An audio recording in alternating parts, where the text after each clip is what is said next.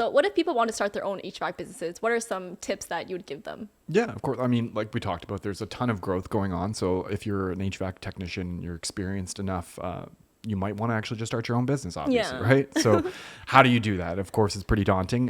What you need to start off with, first and foremost, is looking at the legislation in your whatever region you're operating in, making sure that you register your business, and then obtaining any certifications, licenses, all of that stuff. A lot of places, depending on where you're located, they require you to actually have a university certificate to show that you're a skilled Yeah. tradesperson, and you can't just like be A random. a random person being like, I'm going to start an HVAC business, go into your home. Yeah. Especially because we talked about you're dealing with hazardous materials sometimes, like leak coolants and stuff like that. So it's important that you make sure you do all your research, make sure that you have all of those things in place. So all of your certificates, all of the registration, licenses, anything, all the paperwork, essentially, all the boring stuff, the paperwork, make sure that is done and in place before you even get started in anything else. That's the most important thing. Yeah.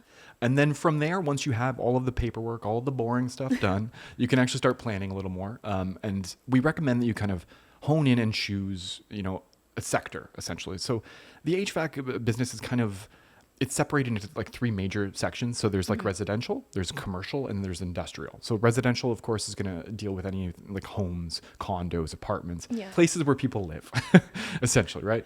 It's self-explanatory. Commercial is going to be like storefronts, shopping malls, things like that, any retail, things like that, spaces like that.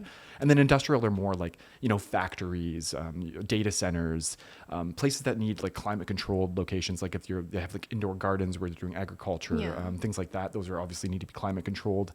Pharmaceutical companies often will have their labs need to be climate controlled. Sure. So those are like big projects, a lot more important.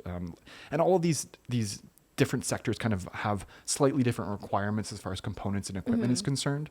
So while you can kind of, be the jack of all trades, so to speak, we do recommend kind of honing in on having a specialty. Yeah, having a specialty because it's more, it's more appealing to the consumer as well. The people are more likely to hire you if they see, oh, this person has had many successful jobs in residential. They can definitely do the job. They've done it before. You have a track record for it. Yeah. Where they're going to be less likely to see, oh, well, we're not going to have this person do the HVAC system in our data center if they've never done anything like that before. Mess things up. Yeah. Very expensive if you mess up a data center that's has all of these incredibly expensive equipment and whatnot. Yeah. So they're not going to entrust you. They're probably going to go to someone who's done it before. So, and it also helps in marketing efforts too. So we definitely recommend you kind of pick one and stick to it, right? So once you've kind of decided on which sector, then from there you can kind of create your business plan, right? So that'll look like things like looking at your startup costs, what you're going to need for your trucks, your warehouses, all your components, your equipment, your payroll, all of the things, how much you're going to need for that. How much you have available is going to dictate how big the business, how big of a business you can start to begin with, right?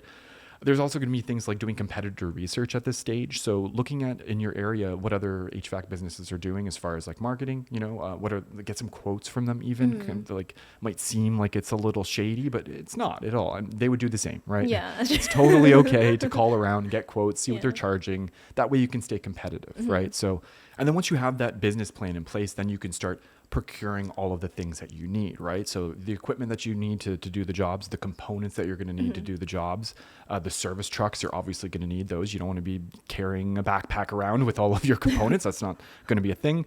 And then of course, you're probably going to need a warehouse more than likely. The mobile job site workflow is great for minimizing the space needed for a warehouse because your service trucks are going to kind of act like little mini warehouses, but you're still going to need some sort of central hub, some sort of space. A lot of times you even might need a storefront, right? So somewhere where customers can actually go if you want that. Not all HVAC companies need that or want that, so it's not necessary, but sometimes you do need that.